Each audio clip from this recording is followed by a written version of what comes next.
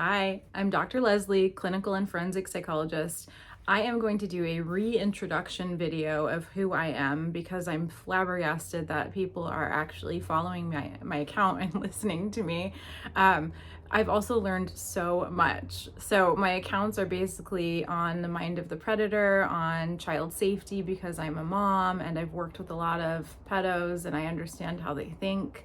I love true crime. I love advocating for people who may need more of a focus or a platform in order to help the police, in order to help the FBI. But I also love cold cases and bringing awareness to things that weren't solved. So on my pages, I intend to bring to you a side of the world you may not be familiar with, a side of the world that the news media, the news outlets don't cover, and also ways of thinking that you probably knew at some point, but you haven't really been aware of. I don't want anyone to be a victim, and what I want to do is bring your awareness to the forefront of your mind. Situational awareness is your strongest defense against ever being harmed, stronger than any weapon, and that's what my pages are all about. I hope you enjoy them. Hi everyone. Life has moved really quickly for me in the past year, and so I wanted to reintroduce myself. About a year ago, I started social media and I have close to 500,000 followers, and I still feel like I have 10 followers. It doesn't compute. But I really love the fact that I can talk with you all and we can talk about some really hard topics. I'm a forensic psychologist. I spent my career working with criminals, with dangerous people, severe mental illness, and people who committed pretty heinous crimes. I worked on the inside of institutions where I would try and attempt therapy with them, but I also would conduct sexual violence risk assessments, and I would determine if they were going to recidivate or cause the crime again. And my reports would lead to people staying in jail or prison or leaving. Of course, it would come down to a trial, a jury, a judge, but an expert's report is extremely impactful. So through this time, I really have learned to have quite a low barometer for bullshit. I like to get straight to it in conversations, and I like to be extremely helpful with my clients. If something is getting in the way of your goal, then we are going to figure out what's getting in the way and we are going to reach your goal. With regards to education, I've had a lot of people ask, well, what do you do to get to this point? So I did a bachelor's degree in science in psychology at Colorado State University.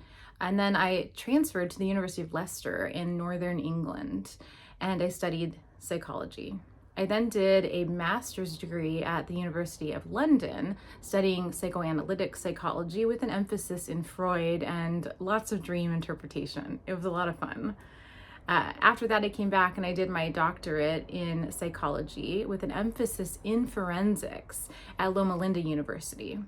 I learned a lot about religion. I don't say that I am religious, but I did learn that I need to respect religion, and it was an incredible school, an incredible education.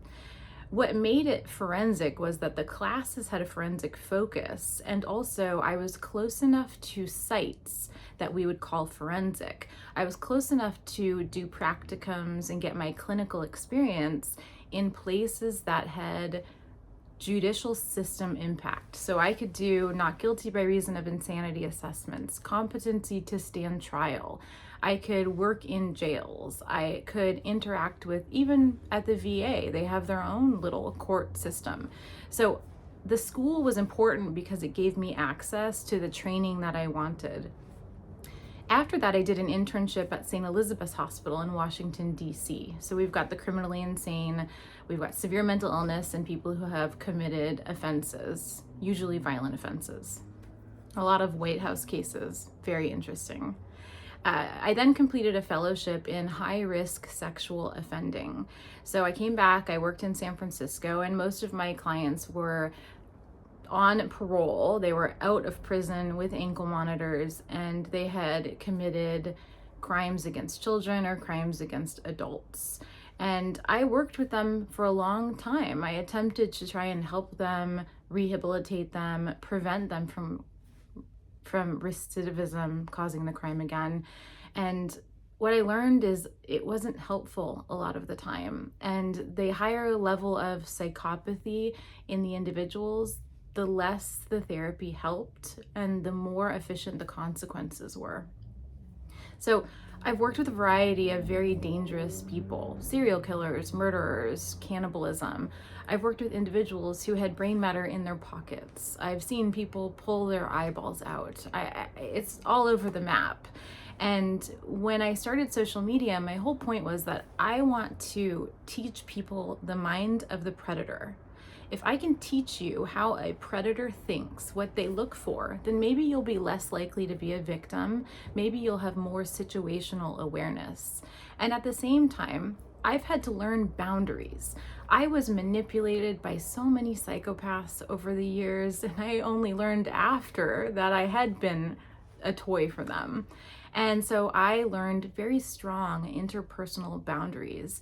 And what I like to do with my clients is teach them how to set those boundaries. I want to empower you. I want to empower women especially to live the life they deserve, to stand up for themselves, and to get away from toxic people. It's a huge focus for me. I also work in civil and criminal litigation now, mostly civil, where I am hired by attorneys to conduct post-traumatic stress disorder evaluations. The most common, I'd say, is a woman who has been assaulted, who has been essayed, and I assess her level of trauma and the care she'll need to make her mental health better in the future. Those reports can be 20, 30, 40 pages long. They can be brought into a deposition. They can be brought into a settlement, or they can be brought all the way to trial, where I will happily testify as an expert on the behalf of the truthfulness that I determined in the report. And I will offer my opinion to the judge, the court, and the jury in an unbiased manner. I know that oftentimes my social media can seem very biased, but when I'm hired as an expert, it doesn't play into that aspect. A lot of cases I talk about on social media are because of past cases that I've been a part of, or I found the rulings to simply be unjust. So I wanted to reintroduce myself, Dr. Leslie, clinical and forensic psychologist, and I hope you follow me and we can learn along the way. I'll be starting a podcast soon, and the goal is to interview people in a very deep and disturbing manner, using my forensic interview skills to get to a level with somebody that you don't typically see in an interview. Stay tuned. Oh, and I do want to mention that I am gonna be bringing my black short-haired German Shepherd into the page. She is a protection dog. She's not a service dog, but she will protect me and my family. And I want to show you how important her skills are and how important it is to maintain her skill set and how we do that. So we will go through her agility. We will go through her training. I'll show you how I keep it up. And then in a few months, we'll start to go through her bite work and her attack work. So I will stand next to her. Someone will attempt to assault me and she will attack them.